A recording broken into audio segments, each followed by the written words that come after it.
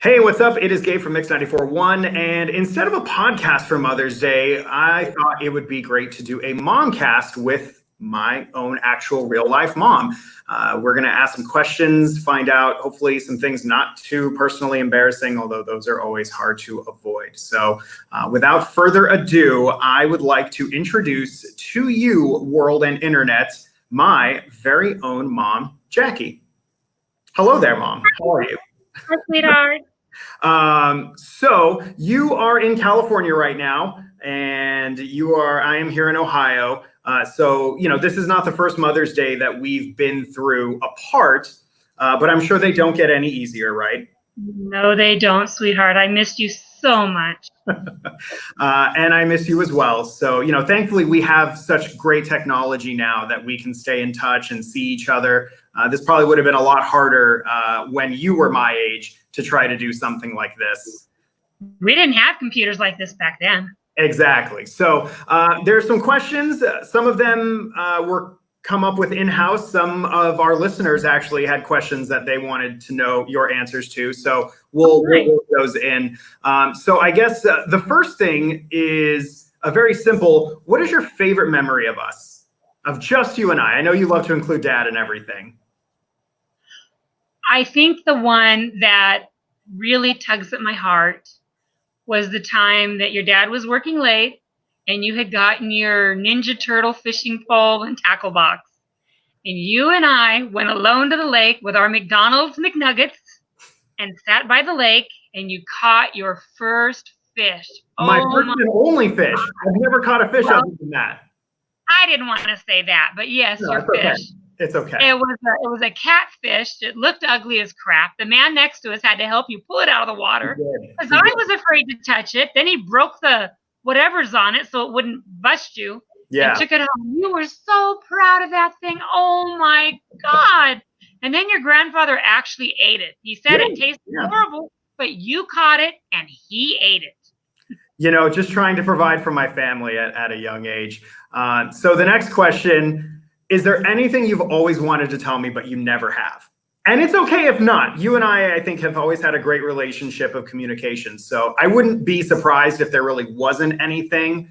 I know I'm not adopted, so I don't have to worry about that bombshell. No, the only thing that really, really comes to mind is I don't know if you really do understand what a great son you really have been. You have not given us troubles and heartaches like so many kids have done to their parents. And you really were a joy. I have nothing but pleasurable memories with you. I mean, I can honestly say I can go to my grave a happy mom because my son was wonderful. Thank you. But that won't be for a very long time, so we don't have to worry about that. I know that. You got to take care of me yet. You're fine. I do. So in what ways do you think that I'm like you, and what ways do you think that I'm not like you? Oh my God, you're asking hard ones, honey. I mean, look, we want answers, I guess. Okay, you're like me in the respect that, God, I don't even know. You're not like me because I know you're not willing to try new foods. Oh, heavens no. No, that's not. If you haven't already had it and it's not already on your meal list, you're not about to try it. No, never. Oh, I know. But you're good with people. You're a people person. I think that you and I have that in common, that we can talk to just about anybody. And I don't think that we come across as being rude or mean to anybody. I think that we're a lot like that together. I think I would agree with that. This one might also be a little bit of a thinker. So, I don't worry about you not having an immediate answer. What's the one thing you would have done differently as a mom with me growing up, or me as an adult?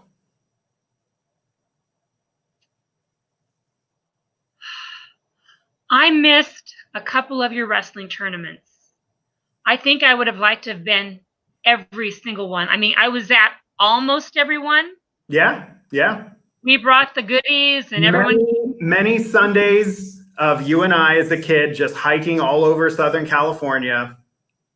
For a wrestling tournament.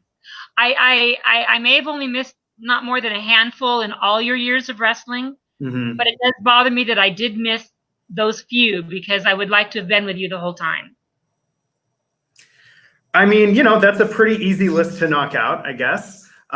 This one should be very easy for you because I know that I spent most of my youth and adulthood teasing you mercilessly about it.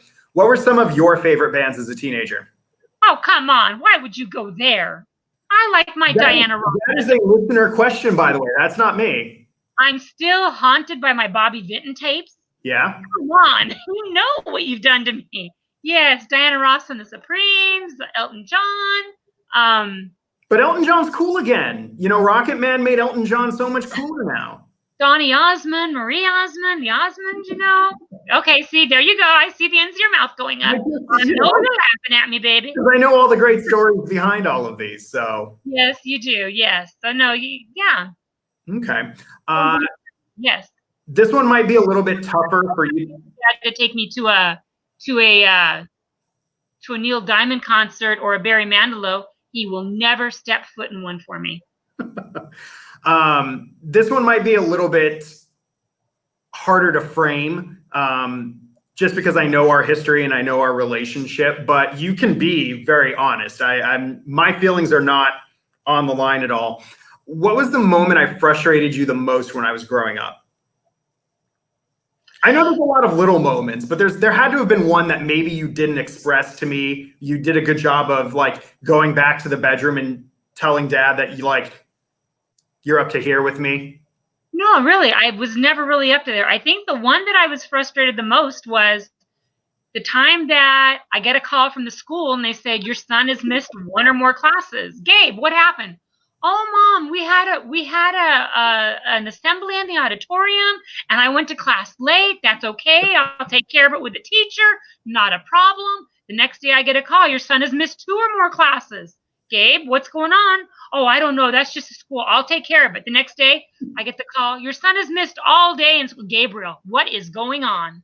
How did you miss all day? What did you do? Nothing. I said, well, you know what? Tomorrow you and I are going to school because that went for more than one day. This was, for context, this was about a 3-week process. Oh, goodness. And it's like, you've never lied to me. What's going on? I know you were in school. What's wrong with the school? I'm to the point of what's wrong with the school. I know my son was there. I'm here 100% backing you. And then you tell me, well, Mom, I went to a pancake breakfast at the other campus. You did what? Why didn't you tell me? I would have written you a note. Well, I didn't think you'd let me go. And then you tell me the scariest part was the principal from the other campus said, well, Mr. Carrillo, why don't you enlist in this school if you want to be here? I mean, because they don't have pancakes every day, so why would I have done that? That didn't make sense. Yes. Okay. I do remember that being a very frustrating time. So the next question, is there any advice you really wish I would take to heart? Come home. I know you're doing wonderful, and I'm so proud of you with what you're doing and what you're doing for your position and everything. Believe me, in the heart, I am totally proud of you. But I wish you were closer. I wish you were home. That's not, and there's nothing you can do. There's nothing to take to heart. There's nothing you can do about that. Your job takes you where you go. Don't you know? We went to Sacramento because of my job. Yeah. So I understand what you're going through and what you're doing, but I just miss you, baby. This is probably an interesting one because I don't know if I've ever really asked you this or gotten your insight on it. When I was younger, what did you think I was going to be when I grew up? Not what I said I was going to be. What did you really think that I would end up doing? Gabriel, as a child, you were much, much more smarter than any of your friends. I mean, you had an intellect about you. I did not or was not positive what field you would go into.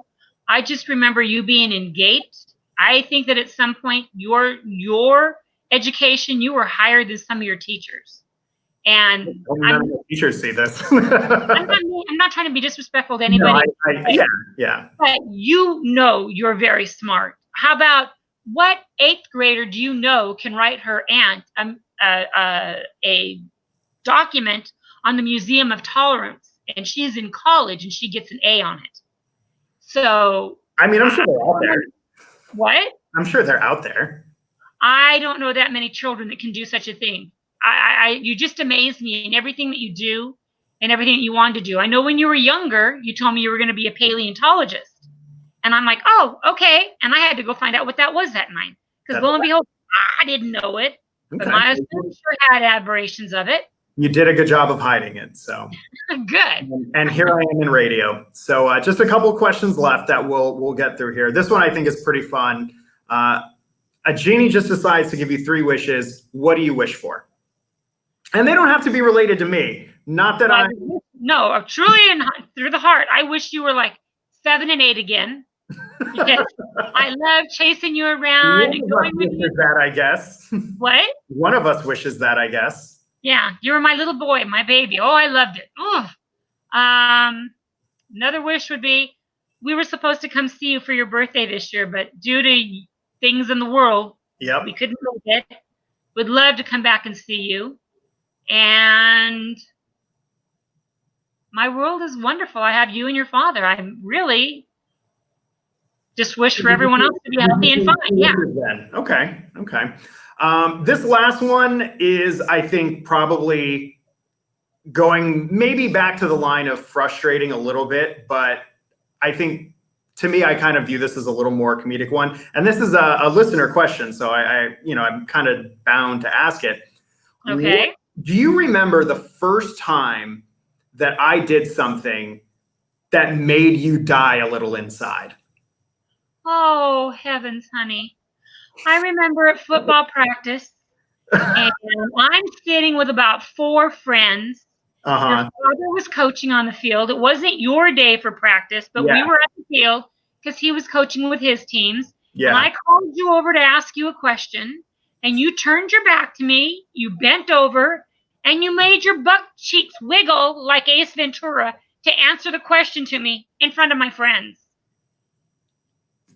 Yeah, I died that day, baby. Honestly, I really don't remember that, but I also fully believe that that's something I did. Yes, you did. I don't doubt that that's something that I wouldn't have done. So, I can guarantee you that you did it, my love. Well, I'm sorry. I hope that you've somehow recovered from the embarrassment. I think I have. Okay, good. So with that being said, there's one last component that I wanted to share with everybody. And what I'm going to do is I'm going to show you a couple photos. And I would love to get your first reaction to these photos. So, you can just keep looking at the screen and the photos will come up. So the first thing is this photo is from your and Dad's wedding in Las Vegas, the great city of Las Vegas. So what goes through your mind right now when you see this photo? You were my little man. You were my little man. I love you to death. Yes, I was. I was maybe about. I think you're about 9. That photo? About 10. You were about 10. Okay. 10, 11. Yeah. Well, no, this was 96. So I was maybe like 12 because it was before my birthday. Your anniversary is in February. Right, February. So okay. Yeah, I don't even know. You were just my baby. Okay. And then the second photo is this one, which you mentioned the fishing story. This is not. That was a fishing date. That was a fishing date, my love. It was. We went to that park and you never caught a fish. We sat there. We went to that park at least a dozen times and I never caught a fish. I to this day, I believe there was no fish in that. There were no fish in that lake. No. But it didn't stop you guys from encouraging me to try. Oh, no. That's why you and I went to a different place. Yeah, it worked. The first time we go somewhere else and it worked. So yeah. You can tell by the hairstyles, by the clothing choices, that was a much different time in the world. So no. So that I won't keep your older photos on screen much longer. So Mom, thank you so much for taking the time out of your busy day. I love you and I wish that I could be with you this Mother's Day. I wish you guys could have been here for my birthday, but the world is kind of where it is right now. So thank you for everything. You've always been there to give me advice and to tell me about being a knucklehead, even if I don't always listen to it. But you've always been very honest with me about it. And you've always given me the benefit of the doubt and given me time to explain when I have failures and when I have successes. And I can't think of anyone better for me. You've been an amazing son, Gabriel. All I can honestly say is you've given me nothing but pleasant memories to go with in my old age. I mean, you were amazing. I couldn't have asked. I couldn't have asked, requested, or anything for a better son. You were it. All right. Well, I will let you go. Thank you so much for joining. And I will be talking to you soon, I'm sure. Love you, baby. All right. Love you too, Mama.